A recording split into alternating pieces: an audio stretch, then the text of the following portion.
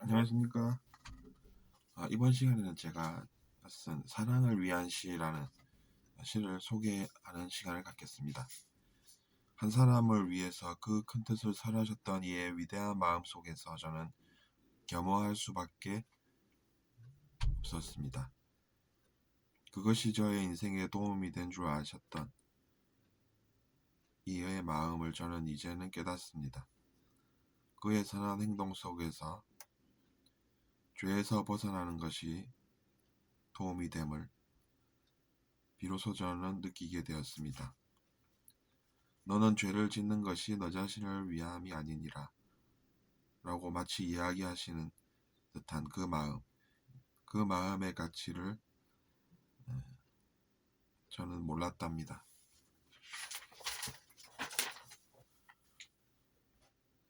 하지만 덕분에 사랑은 존재하는 유일한 그 무언가일 수 있음을 저는 느꼈습니다. 사랑은 몸소 행동으로 보여주는 것임을 그 사랑 속에서 느꼈던 것입니다. 그래서 사랑만이 문제를 해결할 수 있는 유일한 것임을 비로소 알게 되었답니다. 그 흐름 속에서 저는 영원히 살아감을 느낍니다. 지금 영원 속에서 제가 구현해 나가는 것은 무엇인가요?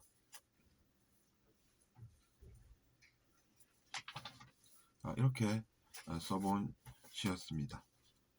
이걸 저번에 제가 한번 썼던 기억이 나는데 약간 수정을 해서 다시 설명을 드려보겠습니다.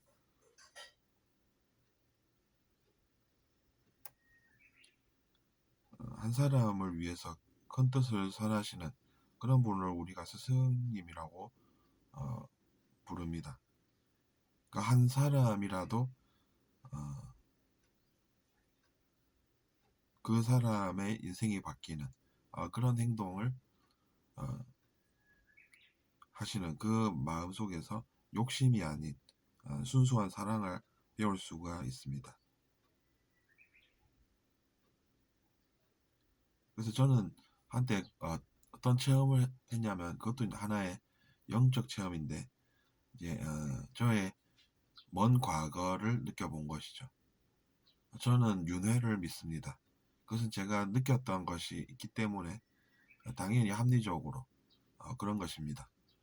길 가다가 전봇대가 하나 보이면은 보였다라고 하는 것이 양심이지 못 봤다라고 하는 것이 양심이 아니듯이 저는 제가 느꼈던 바대로 이야기를 합니다. 하지만 그렇다고 해서 제가 믿음의 자유를 존중하지 않는 것은 아닙니다. 누군가가 믿지 않겠다라고 하는 것을 저는 존중합니다. 그것도 나름의 이유가 있어서 그런 것이라고 생각하지 제가 뭐 억지로 강요한다라고 해서 될 일이 아니라는 것이죠. 그것이 이제 자연스러운 흐름이 아닌가 이렇게 생각을 저는 한답니다. 그래서 이제 예전에 저 보니까 그 코끼리 소리가 크게 나면서 그렇게 크진 않지만 꽤 큰 사람보다는 당연히 크겠죠. 그 코끼리가 굉음을 내면서 어디론가 달려가고 있고 그래서 이제 과거의 자신이라고 저는 믿었지만 당연히 어떻겠습니까? 누군가 공격하러 그 코끼리가 가고 있으면은 흥분하면서 화가 나면서 빨리 자리에서 일어나서 막으려 하지 않겠습니까? 그래서 이제 그렇게 하려고 하던 차에 이제 그 죄에서 우리를 구원하시는 그런 지탱, 즉 영혼의 지탱을 느꼈던 것입니다. 그럼 뭐 당연히 이제 그것이 사랑이라고 느껴지지 않겠습니까? 죄에서 구원하시는 그런 분들을 우리가 존경하고 배워 나갈 수가 있다는 것이죠. 그러니까 여러분도 자기 자신을 위한 길이 어떤 것인지 알아보시는 것이 도움이 될 것입니다. 저는 마음의 벽을 싫어합니다. 제가 마음의 벽을 세워두면 그것 때문에 제가 불편하지 무슨 다른 일이 있겠습니까? 그러니까 여러분도 마음의 벽이 불편하시면 그 벽을 어, 치우셔도 아무 상관없다는 이야기입니다. 저는 오히려 그 마음의 벽 때문에 나중에 불편해하면서 또 상대방에게 뭐라 그러면서 탓을 하게 되면 또 다른 문제가 생길 뿐이라는 깨달음인 것입니다.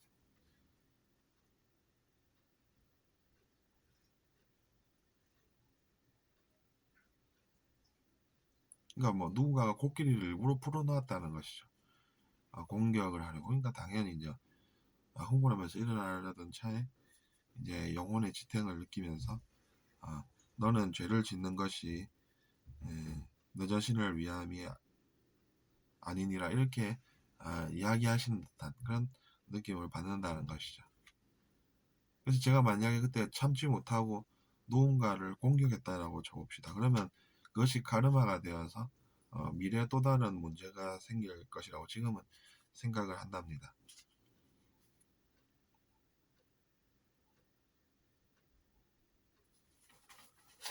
어쨌든 그런 일이 있었던 것이죠. 여러분도 도저히 못 견디겠으면 그런 전생 같은 것이 있는지 확인해 보시는 것을 추천을 드리겠습니다. 직접 느껴보면 알지 않겠습니까? 전 제가 느꼈다라고 하는 것은 느꼈다라고 밖에 할 수가 없습니다. 그 점 잘 참고하시고 어쨌든 다음으로 또 넘어가고 있습니다. 그러니까 이제 그런 것이 사랑이다라고 느끼게 되는 것이죠. 사람은 자기 자신의 욕망을 위해서 누군가랑 데이트하는 그런 것도 사랑일 수 있겠지만 그것도 나중에 변질이 되면은 순수함이 아니라 다른 것으로 변질되지 않습니까? 그래서 그런 것보다는 더 고차원적인 순수한 그런 마음을 우리가 배워나갈 수가 있다는 것이죠.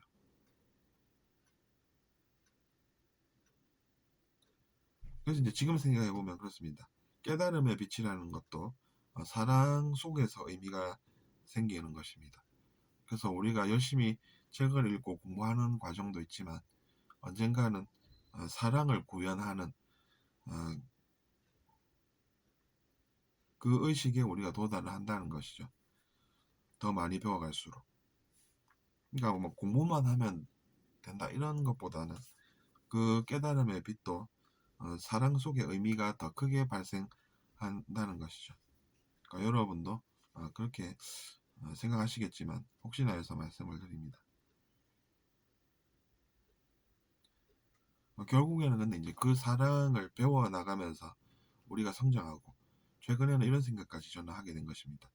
그래서 사랑만이 문제를 해결할 수 있는 것임을 알게 되었다는 것이죠. 사람들이 누군가에게 넌 인생을 몰라, 너무 몰라, 너는 전혀 모르는 것 같아. 이렇게 말을 흘리면서 누군가의 귀에 그런 내용이 들리도록 합니다. 근데 이제 그것이 아무 도움이 안 된다는 것이죠. 실제로는. 사랑은 일깨워 주는 것입니다.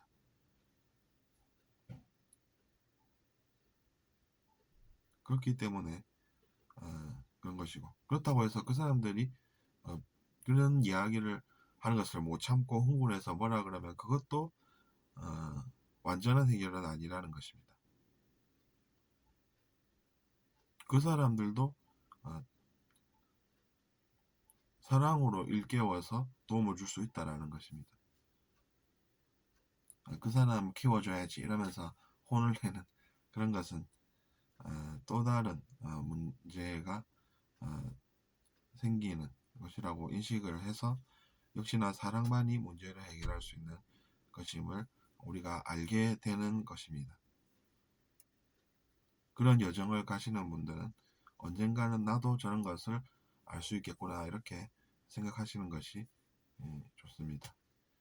마음의 질투심이 일고 괴로워하는 그런 것은 분명히 나아질 수가 있다는 것이죠. 그런 사람들조차 그렇다는 이야기입니다. 그래서 저는 이제 그런 생각을 하게 된 것이고, 그다음에 이제 그 사랑의 흐름 속에서 영원히 살아감을 느낄 수가 있다는 것입니다. 영생이라는 것은 우리가 영원히 존재함을 이야기하는 것이고, 그리고 그 속에서 이제 영원히 살아간다라고 느끼면서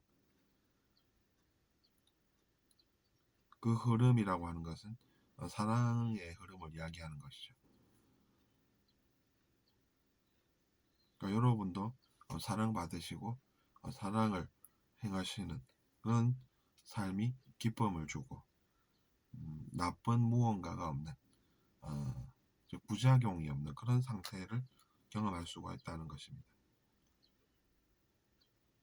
누군가를 괴롭히는 그런 삶을 사는 사람은 부작용이 있는 것을 선택을 하는 것입니다. 왜냐하면 그 사람 마음속에 복수심이 일고 반발심이 생겨서 나중에 언젠가는 또 문제가 생기지 않겠습니까?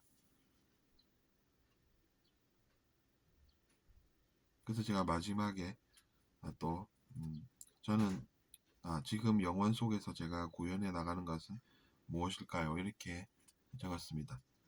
제가 사랑이라고 표현은 하지만 그것은 이제 필요해서 그 단어를 쓰는 것이지 제가 사랑하는 존재다 이렇게는 이야기를 저는 못한답니다.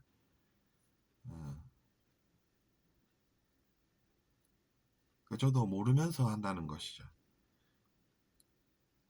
지금이라는 것이 다만 영원하다는 것을 배웠고 그래서 이제 제가 지금 영원 속에서 제가 구현해 나가는 것은 무엇일까요? 이렇게 적은 것입니다. 들어주셔서 감사하고 잘 들으셨다면 구독 부탁드리겠습니다. 안녕히 계십시오.